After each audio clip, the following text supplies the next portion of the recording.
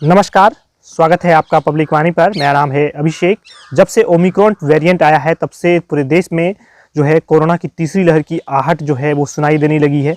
तेजी से पूरे देश में कोरोना के संक्रमण के मामले बढ़ रहे हैं और ओमिक्रॉन का भी जो मामला है वो अब सामने आने लगा है। ओमिक्रॉन पेशेंट की एक की मृत्यु भी हो चुकी है।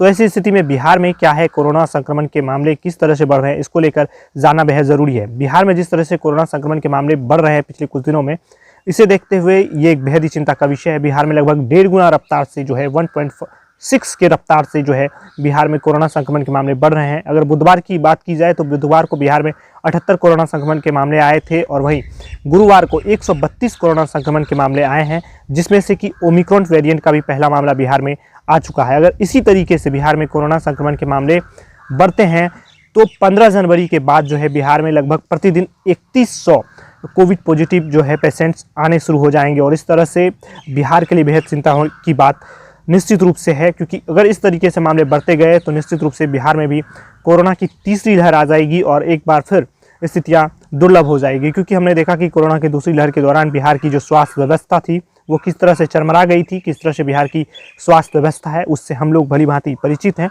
और अगर इसे संभाला नहीं गया, अगर इसे हम लोग सतर्क नहीं रहे और सरकार के स्तर पर इसको लेकर कोई ठोस पहल नहीं की गई इसे रोकने को लेकर, तो ये बेहद चिंता का विषय हो जाएगा और मार्च तक जो है कोरोना की जो लहर होगी बिहार में वो पीक पर रहेगी। इसलिए हम सबको सतर्क रहने की ज़रूरत है, मास्क को भूलने की ज़रूरत नहीं है। कोविड अप्रोप्रिएट बिहेवियर यानी कोविड अनुरूप जो व्यवहार है हमें उसका पालन लगातार करते रहने की ज़रूरत है। भीड़ भाड़ वाली जगहों पर जाने से बचने की ज़रूरत है ताकि हम सुरक्षित रह सकें, क्योंकि देश भर में ओमिक्रॉन वेरिएंट के मामले लगातार सामने आ रहे हैं। ज़रूरी है कि हम सतर्क रहें और दूसरे को भी सतर्क रखें और खुद से जागरूक रहें तो बेहतर है। धन्यवाद।